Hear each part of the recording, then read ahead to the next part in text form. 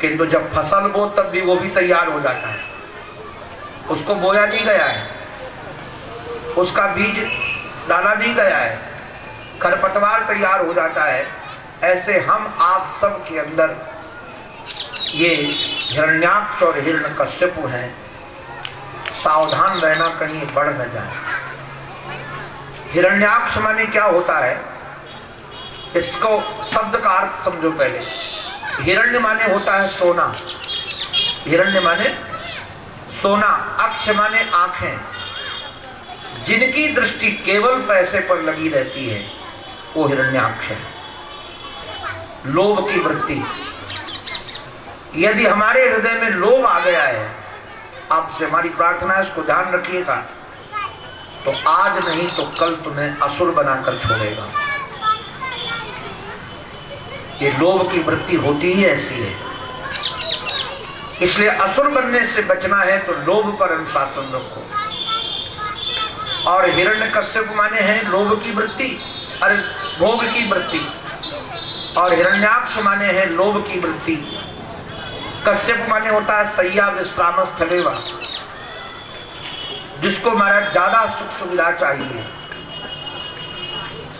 हमारे महाराज जैसे इस बात को कहते थे, ध्यान रखना, हमको लोग बंधन नहीं देते हैं, हमारी आदतें हमको बंधन देती हैं।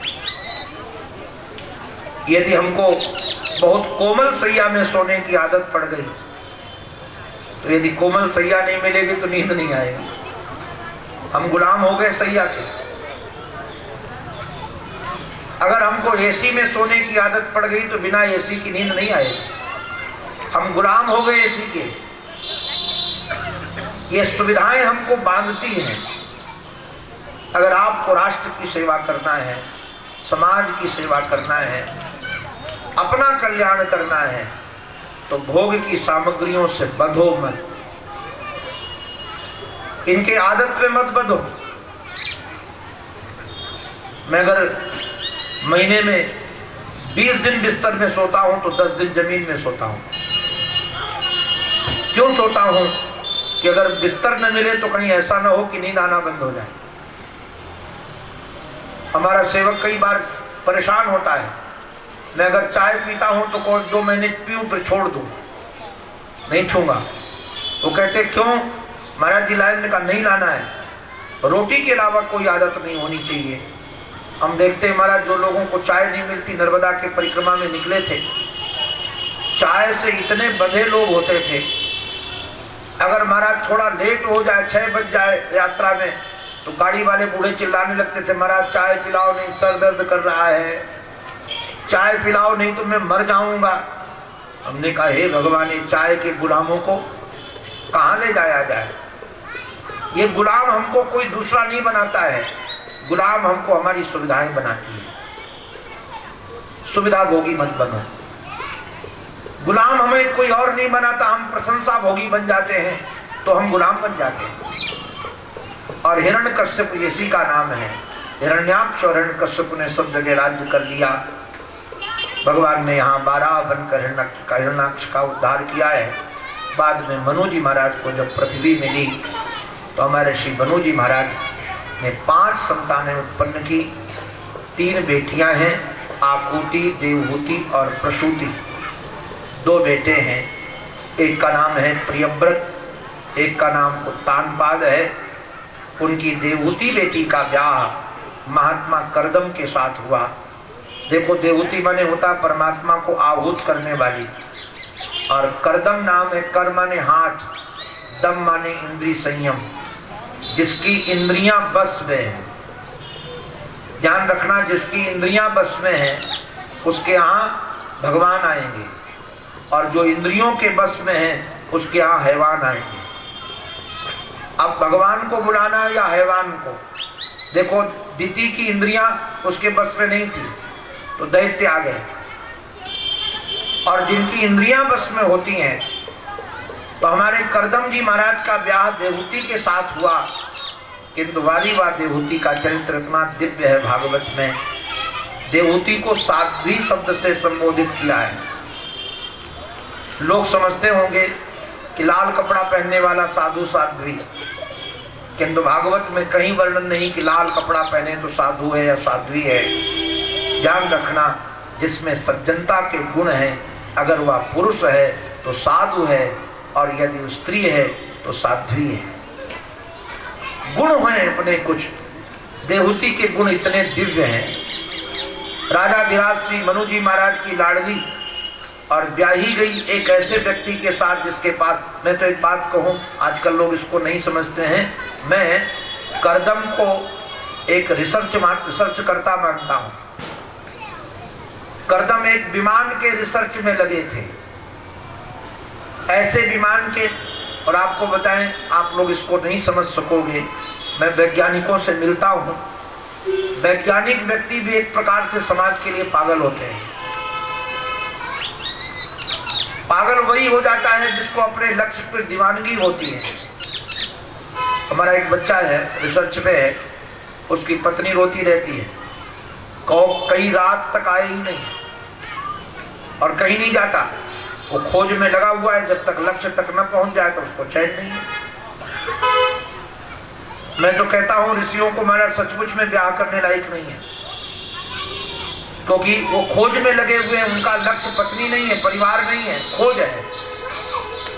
और जो रिसर्च में लगा हुआ है उसी का नाम ऋषि है, रिसर्चकर्ता का नाम ऋषि है। कोई बाबा जी का नाम लाल वस्त्र वाले या अपाहिज या लंगड़े लूढ़े का नाम ऋषि नहीं है, या वैसा कोई व्यक्तित्व नहीं कि घर में पैसा नहीं कमा सकता था तो बाबा जी बनकर चलो विषय भोग भोगा जाए। उसका एक अपना लक्ष्य है, एक एम है, एक उद्देश्य है उसके जीवन का। उनके साथ ब्याह दिया गया, किंतु वारी वा देवहूति राजकुमारी को हम वंदन करते हैं।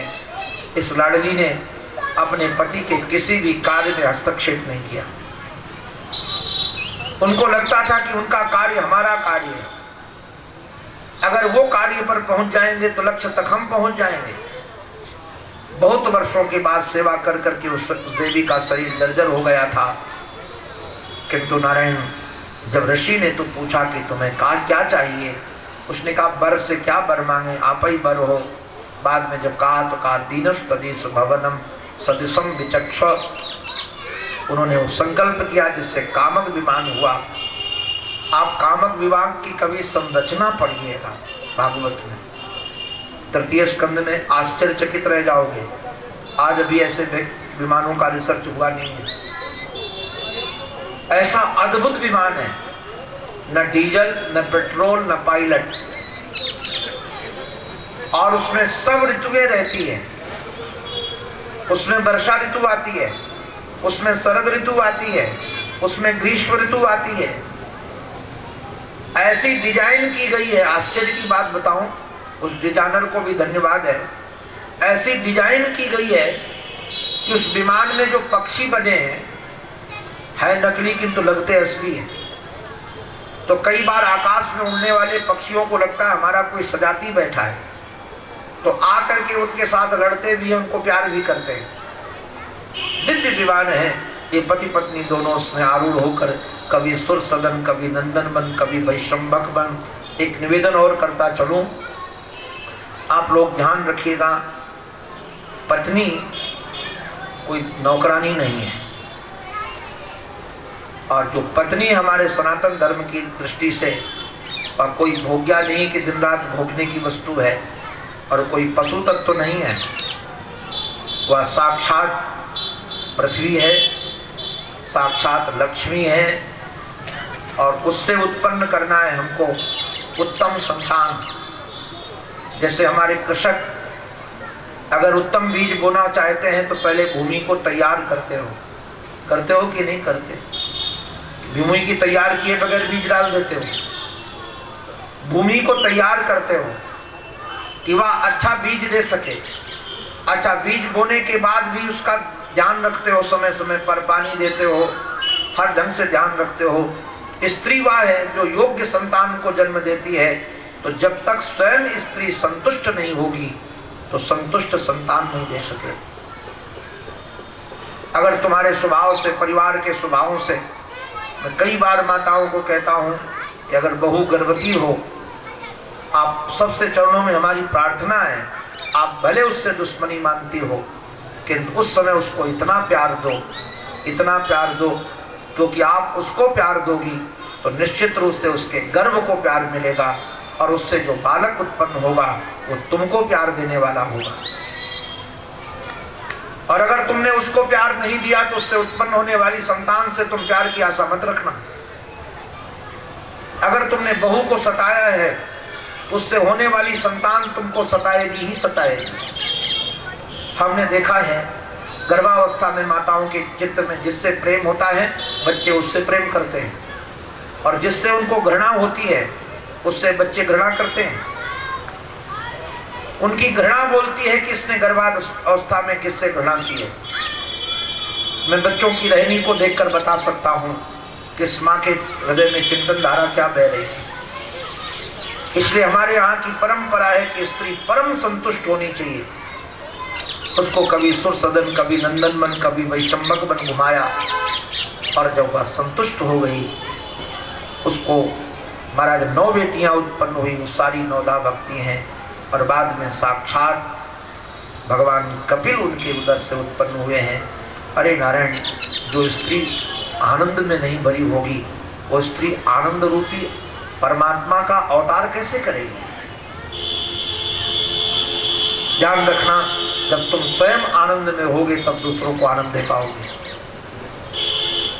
अगर हम स्वयं अंदर से कुंठित हों तो हम लोगों को कुंठा देंगे, आनंद नहीं देंगे।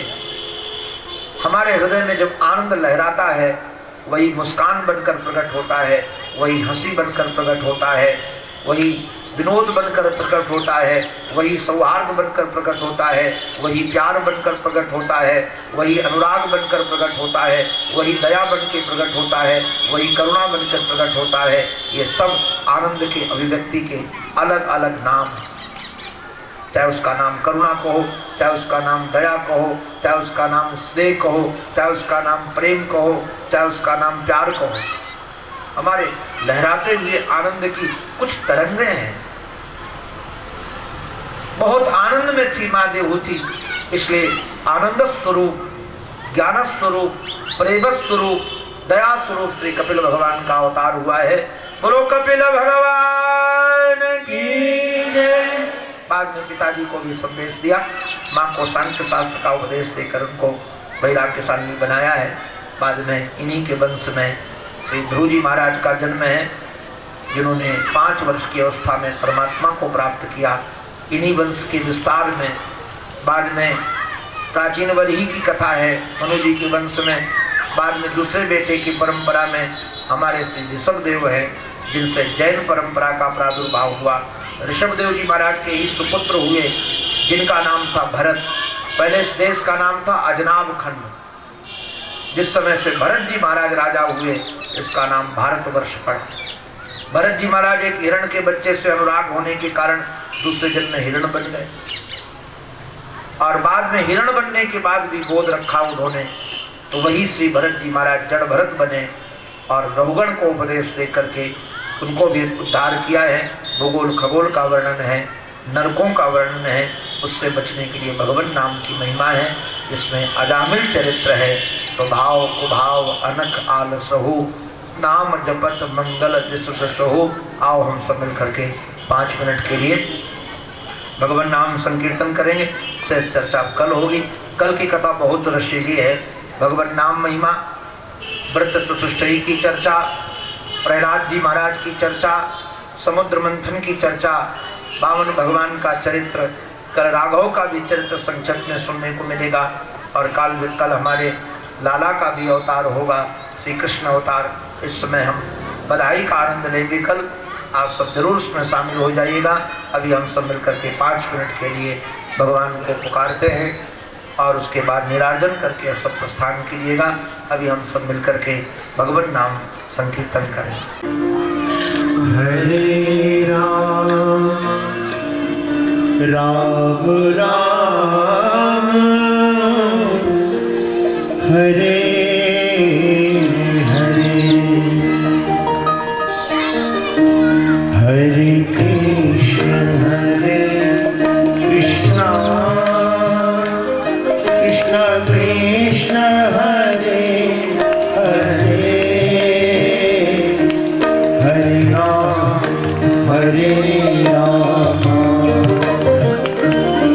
राम राम हरे हरे। गाइए कृष्ण हरे कृष्णा कृष्णा कृष्ण हरे हरे, हरे राम राम राम हरे हरे। हरे कृष्ण कृष्ण कृष्ण हरे हरे, हरे राम राम राम हरे हरे, हरे कृष्ण कृष्ण कृष्ण हरे हरे, हरे राम राम हरे हरे, हरे कृष्ण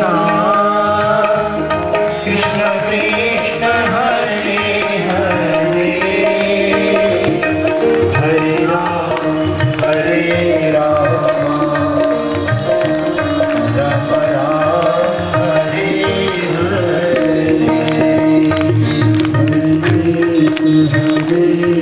कृष्ण कृष्ण कृष्ण हरे हरे, हरे राम राम राम हरे हरे, हरे कृष्ण कृष्ण राम हरे राम राम राम हरे हरे, हरे कृष्ण कृष्ण कृष्ण हरे हरे, हरे राम राम राम हरे हरे, हरे कृष्ण कृष्ण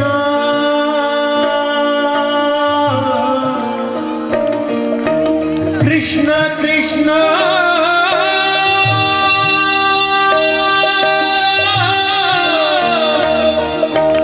हरे हरे,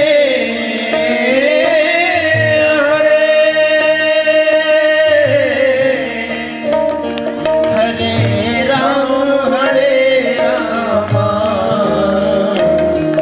राम राम हरे हरे, हरे कृष्ण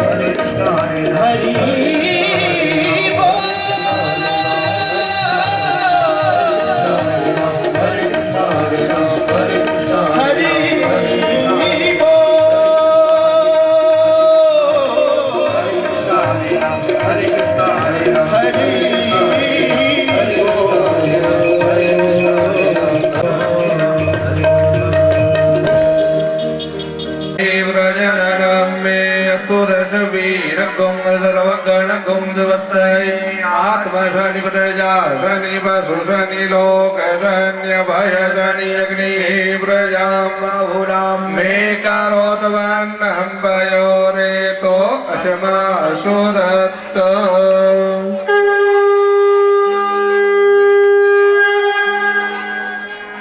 निर्मा के बिहारी तेरी